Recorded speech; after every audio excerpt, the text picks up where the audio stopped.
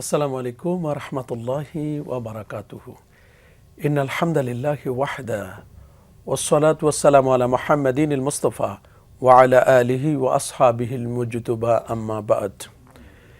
এই মুহূর্তে প্রিয় মাতৃভূমি বাংলাদেশ সহ পৃথিবীর যেখান থেকে আমাদেরকে দেখছেন, আপনাদের সকলকে সাদর অভিনন্দন জানাচ্ছি ভাইয়া হোটেলস নিবেদিত রমাদান ও আমাদের জীবন পাওয়ার্ড বাই এটিআই টাইলস অনুষ্ঠানে। প্রিয় দর্শক, আজ 15ই রমাদান, মাগফিরাতের পঞ্চম দিন। দেখতে দেখতে রমাদান কারিমের আমরা অর্ধেক শেষ করতে যাচ্ছি। আজ যে বিষয়টি নিয়ে আলোচনা করব তা হচ্ছে রমাদান কারিমের দান সাদাকা। আর এই গুরুত্বপূর্ণ বিষয়ে আলোচনা করবার জন্য আমাদের স্টুডিওতে দুজন বিজ্ঞ আলেম দ্বীন উপস্থিত রয়েছেন। আসুন আমরা তাদের সাথে পরিচিত হইনি। আমার ডানে রয়েছেন বাইতুত তাকওয়া জামে মসজিদ ডেমরা ঢাকার সম্মানিত খতিব মাওলানা মোহাম্মদ আরিফুল ইসলাম আশরাফি। আমার বামে রয়েছেন কলাবাগানস্থ মসজিদি বাইতুল মুবারাকা বাক্কাতিল মুবারাকা ইমাম ও খতিব মাওলানা আবু মোহাম্মদ রহমানী। আপনারা কেমন আছেন? আলহামদুলিল্লাহ। আলহামদুলিল্লাহ, আল্লাহ রাব্বুল আলামিনের শুকরিয়া। আপনি কেমন আছেন? জি আলহামদুলিল্লাহ।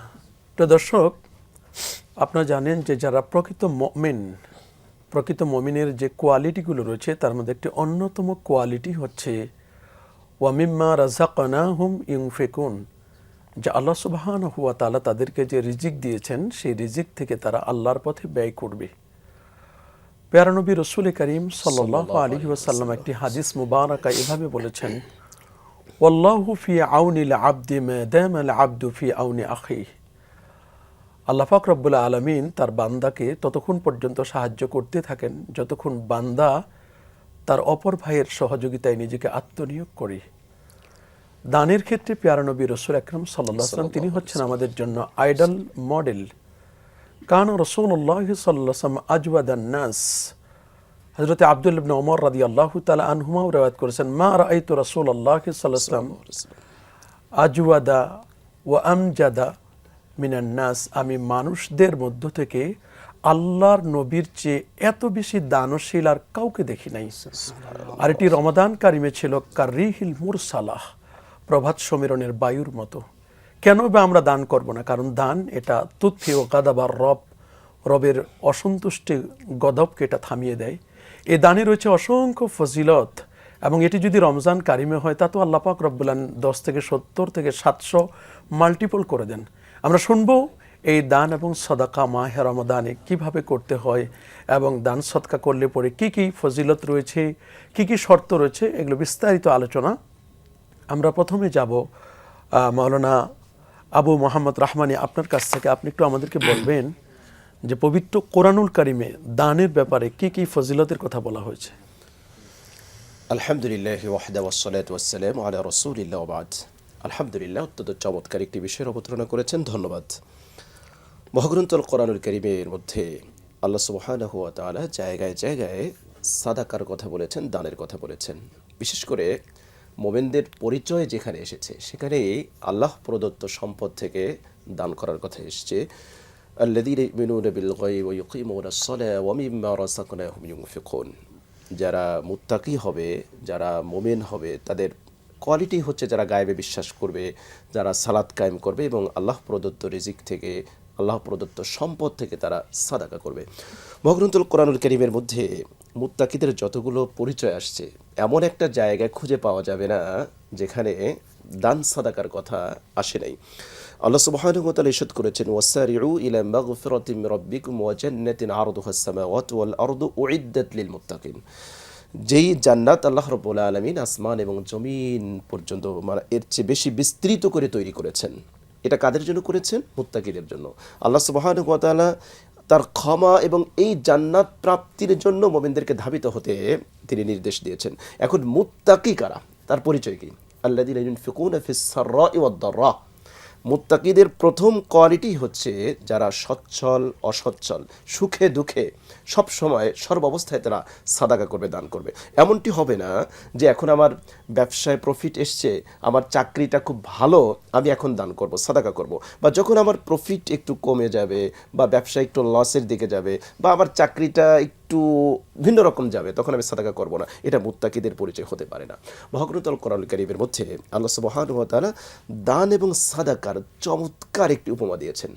মাসালুল্লাযীনা ইউনফিকুনা আমওয়ালাহুম ফি সাবিলিল্লাহি কামাতালি হাববাতিন আনবাতাত সাবআ সানাবিলা ফি কুল্লি সুমবুলাতিন মিয়াতু হাব্বা। অত্যন্ত হৃদয়গ্রাহী ভাষায় আল্লাহ সুবহানাহু ওয়া তাআলা উপস্থাপন করেছেন, কোনো ব্যক্তি যদি সাদাকা করে, দান করে, সেটার এক উপমাটা কি? কোনো একজন কৃষক যদি একটা বীজ জমিনে বপন করে, সেখান থেকে একটা মোচা হবে, সেই মোচার মধ্যে দানা হবে, এটা বৃদ্ধি করতে করতে আল্লাহ পাক কত দূরে নিয়ে যাবেন সেটা কিন্তু আল্লাহ পাক চমৎকারভাবে তুলে ধরেছেন।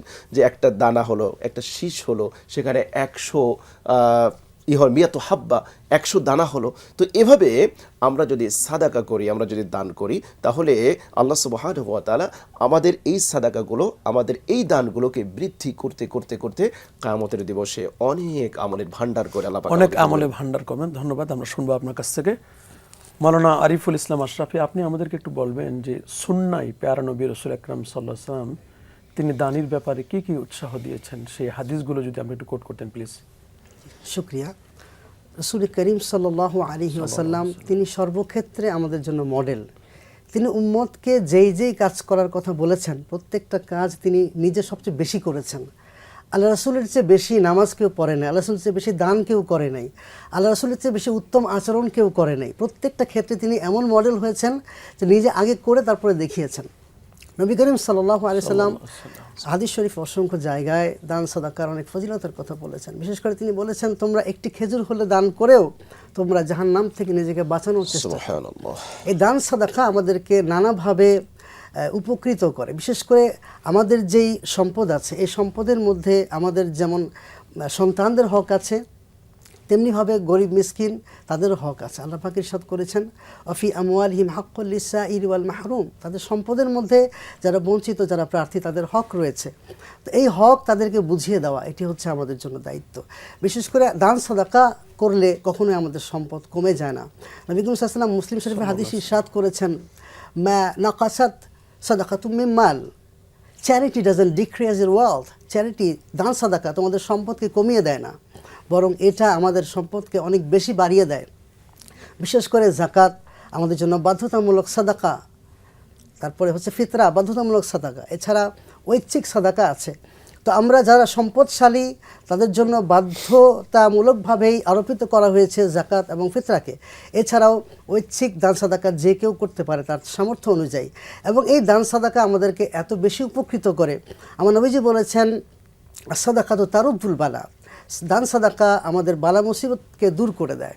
ঠিক তেমনিভাবে দেখেন, আল্লাহ পাক এমন একটা সিস্টেম দিয়েছেন, অর্থনৈতিক একটা বৈষম্য তিনি দিয়েছেন, কাউকে ধনী করেছেন, কাউকে গরিব করেছেন, এবং এই বৈষম্য দূর করার পথও আল্লাহ পাক বাতলে দিয়েছেন। আপনি যাকে দান করছেন সে যেমনভাবে উপকৃত হচ্ছে, সে জিতে যাচ্ছে, যিনি দিচ্ছেন তিনি আরও বেশি জয়ী হয়ে যাচ্ছেন। Win win situation for both the parties. দেখেন, আল্লাহ পাক রব্বুল আলামিন আপনি যখন দান করবেন, এত অফুরন্ত নেকি আল্লাহ পাক আপনাকে দান করে দিবেন, পাশাপাশি বালা মুসিবত দূর হবে। আপনার বাবা মা যদি ইন্তেকাল করে থাকেন, তাদের রুহে আপনি সওয়াব পৌঁছানোর জন্য দান করতে পারেন। তো এইভাবে করে, এবং পরকালে যে রিওয়ার্ড আছে তার কোনো আসলে পরিসীমা নেই। ধন্যবাদ আপনাকে। মানা আবু মোহাম্মদ রহমানি, আপনি বলবেন যে আমরা যে এই যে দান এবং সদকাগুলো করছি, দান সদকা করছি ঠিকই, কিন্তু অনেক আমল আছে আমাদের, বা এমন কতগুলো অ্যাক্টিভিটিস আমরা শো করি যেগুলোর মাধ্যমে আমাদের দান সদকাগুলো এর যে মূল উদ্দেশ্যটা এটা ব্যাহত হচ্ছে। অনেক সময় দান সদকাটাই বাতিল হয়ে যাচ্ছে। এমন কি কি কাজ করলে পরে আমাদের দান সদকা বাতিল হয়ে যাবে, এরকম কি কি আছে? রিয়া আছে, অহংকার আছে, যদি আপনি একটু ধারাবাহিকভাবে বলতেন। খুবই চমৎকার একটি প্রসঙ্গ এনেছেন। দেখুন, এখানে সাদাকার সাথে রিয়ার একটা সম্পর্ক থাকে। মানুষ আর্থিকভাবে যেই ইবাদত বন্দেগীগুলো করে, এখানে কিন্তু রিয়ার একটা সংমিশ্রণ আমরা দেখতে পাই। এই রিয়া কিন্তু আমাদের আমলটাকে বিনষ্ট করে দেয়। প্রথমে আমি যে পয়েন্টটা আলোচনা করতে চাই সেটা হচ্ছে, আমার সাদাকাটা এটা কি রিয়ামুক্ত হচ্ছে কি হচ্ছে না, সেটা আমি বাস বিচার কীভাবে করব। সেটা যদি কোরআনের দর্পণের সামনে তুলে ধরি, তাহলে আমি ফাইন্ড আউট করতে পারবো যে আমার সাদাকাটা কি লিল্লাহ হচ্ছে নাকি আমার আদার্স কোনো পারপাস আছে। কোরআন কারীমের মধ্যে সূরা দাহরের মধ্যে আল্লাহ পাক বলছেন, ইন্নামা নুতইমুকুম লিওয়াজহিল্লাহি লা নুরিদু মিনকুম জাযাআ ওয়ালা শুকরা। আমি আমরা যে যারা আল্লাহর প্রিয় বান্দা হবে তারা দান করে সাদাকা করে কি বলবে, এখানে আমি একটু অ্যাড করি আগে, এরপরে আমি তর্জমায় যাচ্ছি। আমরা অনেক সময় মানুষকে দান করে বলি, দেখছো একে আমি একটা সহযোগিতা করলাম, দান করলাম, সে আমাকে একটা থ্যাঙ্কসও দিল না। সত্যিকার অর্থে যদি আপনি আল্লাহর জন্য সাদাকা করে থাকেন তাহলে আপনি থ্যাঙ্কসের আশা করবেন না। কোরআন আমাদেরকে এটা বলছে, ইন্নামা নুতইমুকুম লিওয়াজহিল্লাহ লা নুরিদু মিনকুম জাযাআও ওয়ালা শুকুরা, যে আমাদের সাদাকাটা হচ্ছে একমাত্র আল্লাহর জন্য, একমাত্র হৃদয় মাওলার জন্য। আমরা তোমাদের কাছে কোনো প্রতিদান তো চাই না, এমনকি কোনো শুকরিয়াও চাই না, তুমি থ্যাঙ্কস বলবা, ধন্যবাদ বলবা, এটা আমরা চাই না। তাহলে এক নাম্বার হচ্ছে আমার সাদাকা আল্লাহর কাছে কবুল হতে হলে আমাকে রিয়া মুক্ত হতে হবে। আমি যদি সেই প্রসিদ্ধ লম্বা হাদিসকে সারসংক্ষেপ শোনাই, সহিহ মুসলিমের 3 ব্যক্তিকে আল্লাহ পাক যখন ডাকবেন বিচারের জন্য, প্রথমে ডাকবেন শহীদকে, তারপরে ডাকবেন আলেমকে, তারপরে ডাকবেন দানশীলকে। 3 ব্যক্তিকে আল্লাহ পাক জাহান্নামের ফয়সালা দিবেন, পাঠাবেন। কেন? তাদের এই আমলের মধ্যে রিয়া ছিল। সুতরাং 1 নম্বরে আমি যেটা বলবো, আপনি প্রিয় ভাই প্রিয় বোন, আপনি সাদাকা করার সময়, জাকাত দেওয়ার সময়, সাদাকাতুল ফিতর আদায় করার সময়, সাদাকা করার সময় অবশ্যই আপনি রিয়া মুক্ত থাকবেন। যদি রিয়া মুক্ত না থাকেন তাহলে কিন্তু আপনার সাদাকা এটা বিফলে যাবে, এটা কোনো বেনিফিট আনবে না। 2 নম্বর আমি যে পয়েন্টটা বলবো, যে অনেকে আমরা সাদাকা করে আমরা খোটা দেই। কোরআন আমাদেরকে বলছে, ইয়া আইয়ুহাল্লাযীনা আমানু লা তুবতিলু সাদাকাতিকুম বিল মান্নি ওয়াল আদা।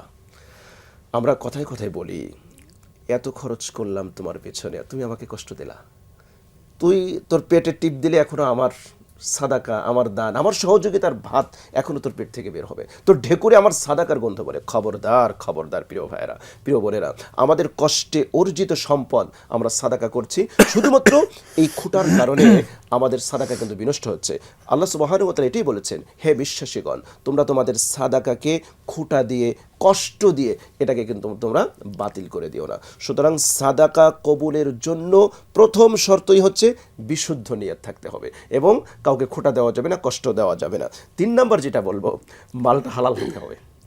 এটা একটা বেসিক, একটা মৌলিক একটা জিনিস, যে আমি যদি কোনো হারাম মাল সাদাকা করি, এই সাদাকা কিন্তু আল্লাহ সুবহানাহু ওয়া তাআলা গ্রহণ করবেন না। ইন্নাল্লাহা তাইয়্যিব লা ইয়াকবালু ইল্লা আমি হাদিসটি বলতে যাচ্ছিলাম যে আল্লাহ সুবহানাহু ওয়া তাআলা পবিত্র, তিনি পবিত্রতা ছাড়া, পবিত্র সম্পদ ছাড়া তিনি কিন্তু গ্রহণ করেন না। হারাম মাল সাদাকা করে সেখানে সওয়াব প্রাপ্তির কোনো আশা করা যায় না। সুতরাং আমাদের সাদাকা যদি আল্লাহর কাছে গ্রহণযোগ্য করাতে হয়, অবশ্যই আমাদেরকে হালাল মাল থেকে সাদাকা করতে হবে। ধন্যবাদ আপনাকে। মানে আরিফুল ইসলাম আশরাফি সাহেব, আপনি বলবেন যে সাহাবায়ে কেরাম রিদওয়ানুল্লাহি তাআলা আলাইহিম আজমাইন তারা তো অনেক সাদাকা করেছিলেন। বিশেষ করে হযরতে উসমান রাদিয়াল্লাহু তাআলা আনহু, তার ব্যাংক অ্যাকাউন্ট এখনো চলমান। সাহাবায়ে কেরামদের জীবনী থেকে, তাদের বায়োগ্রাফি থেকে আপনি সংক্ষেপে যদি 1 মিনিটে বলতেন যে তাদের সাদাকার নজিরটা কেমন ছিল। সাহাবায়ে কেরাম সর্বক্ষেত্রে রাসূল করিম সাল্লাল্লাহু আলাইহি ওয়াসাল্লামকে অনুসরণ করতেন এবং নবী যেভাবে দান করতেন ঠিক একই পথে একইভাবে সাহাবায়ে কেরামও অবারিত হস্তে দান করতেন। বিশেষ করে হযরত ওসমান রাদিয়াল্লাহু তাআলা আনহু, তিনি কয়েকজনকে দাসকে আজাদ করে দিয়েছেন। হযরত আবু বকর সিদ্দিক রাদিয়াল্লাহু তাআলা আনহু একইভাবে। এবং সাহাবায়ে কেরামের মধ্যে এই যে দৃষ্টান্ত দান সাদাকার, বিশেষ করে রমজানুল মুবারকে আরো বেশি করে তারা আরো বেশি করে করতেন। শুনবো আমরা আপনার কাছ থেকে। প্রিয় দর্শক, আপনারা দেখছেন ভাইয়া হোটেলস নিবেদিত রমাদান ও আমাদের জীবন, পাওয়ার্ড বাই এটিআই টাইলস অনুষ্ঠানটি। আলোচনা একেবারে জমে উঠেছে। আলোচনা চলছে রমাদানে দান সাদাকা। আমরা ইনশাআল্লাহ আরও গুরুত্বপূর্ণ আলোচনা শুনবো, কিন্তু এই মুহূর্তে আমরা একটি বিরতিতে যাচ্ছি। আশা করছি আপনারা সকলে আমাদের সাথেই থাকবেন। ফিরছি খুব শিগগির।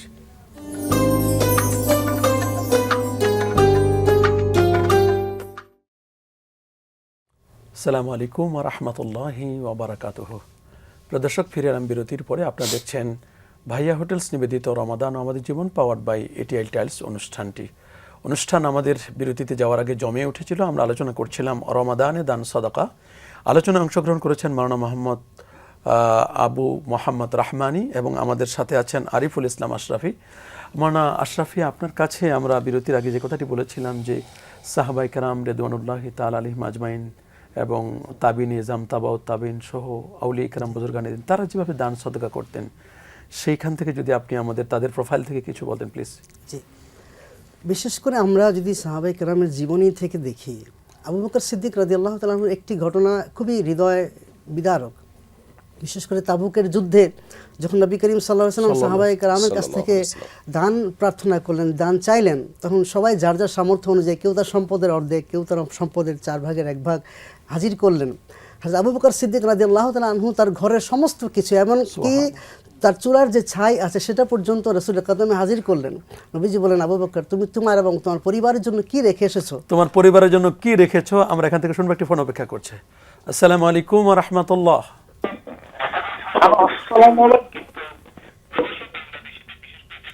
আপনার টেলিভিশনের ভলিউমটি কমিয়ে আমাদেরকে ক্লিয়ার করে প্রশ্নটি করলে আমরা বুঝতে পারবো, প্লিজ।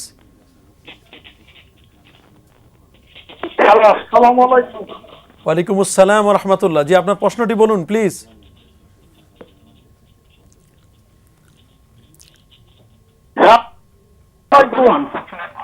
আমরা আসলে ক্লিয়ার বুঝতে পারতেছি না, দুঃখিত, ফোনটি কেটে গেছে। আপনি যেখান থেকে বলছিলেন প্লিজ। আল্লাহ রাসূল যখন জিজ্ঞাসা করলেন যে তুমি তোমার এবং পরিবারের জন্য কি রেখে এসেছো, মা বাকাইতা ইয়া আবা বকর, আবু বকর বলেন, ইয়া রাসূল, আমি আল্লাহ এবং আল্লাহর রাসূলকে রেখে এসেছি।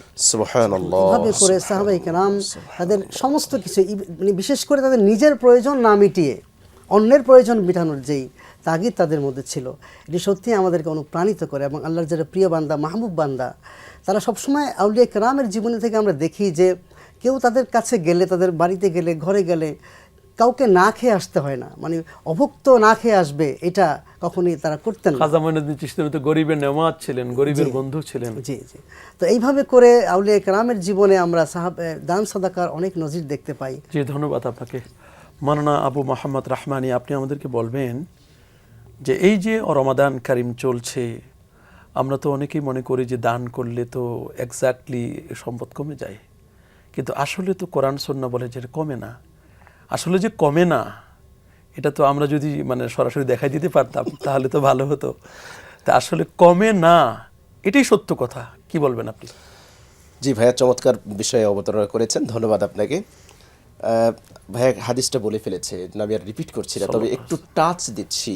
রাসূল সাল্লাল্লাহু আলাইহি ওয়াসাল্লাম যে কয়টা বিষয় কসম করে বলেছেন, তার মধ্যে একটা হচ্ছে এটা যে দান করলে, সাদাকা করলে সম্পদ কমে না, বৃদ্ধি পায়। এখন আমাকে তো আসলে অনেক ডিপে আলোচনায় যেতে হয়। রিজিক বলতে আমরা কি বুঝি? আমরা শুধু বুঝি যে রিজিক মনে হচ্ছে শুধুমাত্র টাকা পয়সা। নো, টোটাল লাইফে আমরা যা কিছু পেয়েছি সব কিছু রিজিক, সব কিছু রিজিক। সুতরাং এই ব্যাপক দৃষ্টিভঙ্গিকে সামনে রেখে আমরা যদি একটু অগ্রসর হই, এখন আপনি যেটা বলেই দিলেন যে আমি এটা কিভাবে দেখাবো, এটা তো বস্তুগত কোনো বিষয় না যে আমি একেবারে খুলে আমি এটা দিয়ে দেব। তবে আমরা কিছু এক্সাম্পল দিতে পারি যে কিভাবে রিজিক বৃদ্ধি পায়। একটা হচ্ছে যে আমাদের সম্পদে বারাকা হয়, আল্লাহ রাব্বুল আলামিন আমাদের সম্পদে বারাকা দান করেন। এজন্য দেখা যায় এক ব্যক্তি অনেক ইনকাম করছে, হিউজ পরিমাণ তার ইনকাম, তার ব্যবসায় প্রফিট আসছে, ভালো স্যালারি পাচ্ছে, কিন্তু মাস শেষে সে ব্যক্তি ঋণী হচ্ছে। এর অনেকগুলো কারণ আছে। একটা হচ্ছে যে তার পরিবারের হয়তো খরচ বেশি, অসুস্থতা, অথবা অন্য কোনো জায়গায় তার খরচ হচ্ছে, কিন্তু মূল বারাকার জায়গাটা তার জীবনে নাই। আবার আমরা দেখি আরেক ব্যক্তি, তার ইনকাম এত বেশি না, অল্প কিছু ইনকাম করে, তারপরেও তার খরচ হওয়ার পরেও তার কিছু জমা হচ্ছে, রয়ে যাচ্ছে।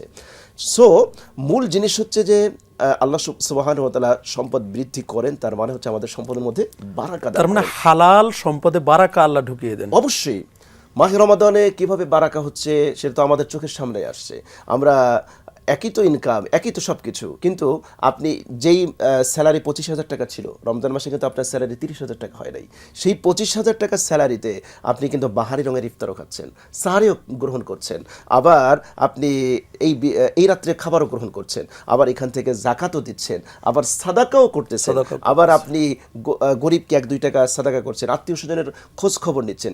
আল্লাহ সুবহানাহু ওয়া তাআলা যদি বারাকা না দিতেন, বৃদ্ধি না করতেন, তাহলে আপনি এটা কিভাবে করতেন? এগুলো তো আমাদের চোখের সামনেই আছে। সুতরাং রাসূল সাল্লাল্লাহু আলাইহি ওয়াসাল্লাম যেটা বলেছেন ওটাই সত্য, ওটাই সত্য। কোরআন যা বলেছে ওটাই সত্য। ইয়ামহাকুল্লাহুর রিবা ওয়া ইউরবিস সাদাকাত। আল্লাহ বলেছেন তিনি সুদকে মিটায়া দেন, সাদাকাকে বাড়ায়া দেন। এটা বুঝে আসুক চাই না আসুক, যুক্তিতে ধরুক অথবা না ধরুক, আল্লাহ বলেছেন চিরন্তন সত্য। এবং এটা যদি আমরা দেখি, যে সকল মানুষ সাদাকা করে তাদের লাইফস্টাইলটা দেখি, তাদের জীবন পদ্ধতিটা আমরা দেখি, যে তাদের জীবনে সুখ বলেন, শান্তি বলেন, আত্মিক প্রশান্তি বলেন যেই পরিমাণে আছে, এটা অন্য কোনো জায়গায় খুঁজে পাওয়া যাচ্ছে তার মানে সাদাকা করলে আমাদের লাইফ স্টাইলে আমরা বারাকা পাবো, সুখ শান্তিতে আমাদের জীবনটা ভরপুর হয়ে যাবে। ধন্যবাদ আপনাকে। মানে আরিফুল ইসলাম আশরাফি, আপনি আমাদেরকে বলবেন, আপনি জানেন যে সমাজ আমাদের নিয়ম হলো সহযোগিতা করা, কিন্তু আমরা দেখছি সহযোগিতার জায়গাটা দখল করে নিয়েছে প্রতিযোগিতা, শুধু প্রতিযোগিতা। আমার বাড়ির পাশে যদি একজন কেউ 3 তলা ওঠায়, তাহলে আমি পাশে 3 তলা ওঠানোর পর কমপক্ষে একটা ইট হলেও বাড়ায় দেওয়ার চেষ্টা করি, যে কারণে সমাজে ক্রাইম রেট বেড়ে যাচ্ছে, তালাক রেট বেড়ে যাচ্ছে, একের পর অন্যায় অপরাধগুলো বেড়ে যাচ্ছে। কিন্তু যদি আমরা সহযোগিতা করতাম, তাআওয়ানু আলাল বিররি ওয়াত তাকওয়া ওয়ালা তাআওয়ানু আলাল ইসমি ওয়াল উদওয়ান খায়রুন নাস মাইয়ানফাউন নাস, কি বলবেন আপনি?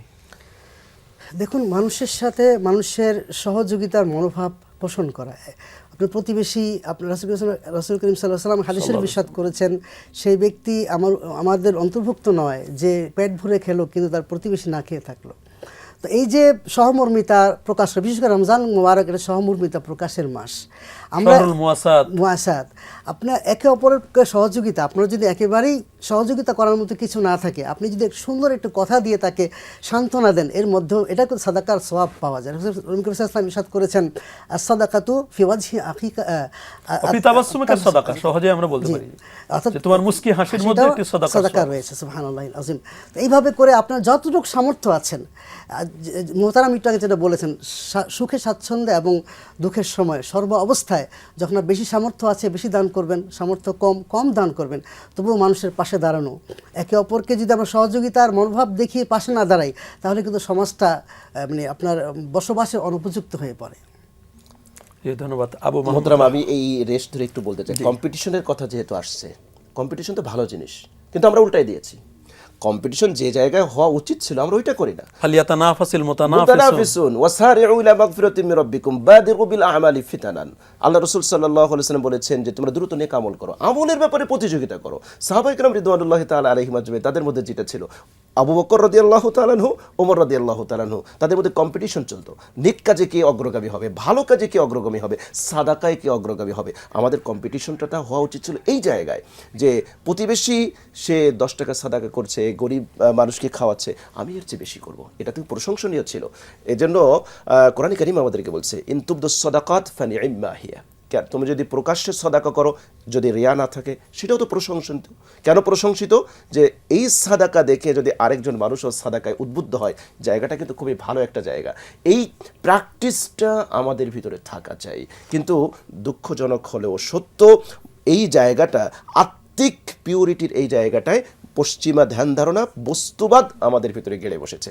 কখনো কখনো তো আবার এমনও বলা হয়েছে যে ডান হাত কি দান করলো বাম হাত যেন না জানে, সিক্রেটলি দান করার কথাও বলা হয়েছে। এবং 7 জনকে যাদেরকে আল্লাহ পাক রব্বুল আরশের নিচে ছায়া দিবেন, তাদেরকেও তাদের একজন কিন্তু ওই ব্যক্তি যিনি সিক্রেটলি দান করেন, এটাও কিন্তু আছে। খুবই চমৎকার একটা প্রসঙ্গ এনেছেন। এটা যদি আমি এইটার আপনি গোপনে সাদাকার কথা যেটা বলেছেন, আমি এই ক্ষেত্রে ওই জায়গায় বলবো, আজকের সমাজে যেখানে 5 কেজি চাল দিতে গেলে আমাকে 10 জনের ফটো সেশন আসতে হয়, জাকাতের শাড়ি দিতে গেলে আমাকে সাংবাদিক ভাড়া করে ঢাকা থেকে নিয়ে যেতে হয়, এবং সেখানে অনেক মানুষ মারাও যায়, এটা কখনো কাম্য নয়। এই জায়গাটায় অবশ্যই আমরা বলবো আপনার হাদিসগুলো 100 এগুলো আমাদের চেঞ্জ করতে হবে। আমরা বর্তমান সময় আমি বলবো বড় একটা জিহাদ এটা, যে আমি সাদাকা করব গোপনে, এবং আমি সাদাকা করে মানুষের কাছে ফ্লাশ করব না। ধন্যবাদ আপনাকে, ধন্যবাদ আশরাফি সাহেব, আপনার কষ্ট করে আমাদের এখানে এসে মূল্যবান বক্তব্য দিলেন। প্রিয় দর্শক, আমরা শেষ করতে চাই তবে একটি ঘটনা দিয়ে, যে ঘটনাটি শুধু ঘটনা নয় বরং প্যারা নবী রাসূল আকরাম সাল্লাল্লাহু আলাইহি লাইফ স্টাইল থেকে আমরা বলবো।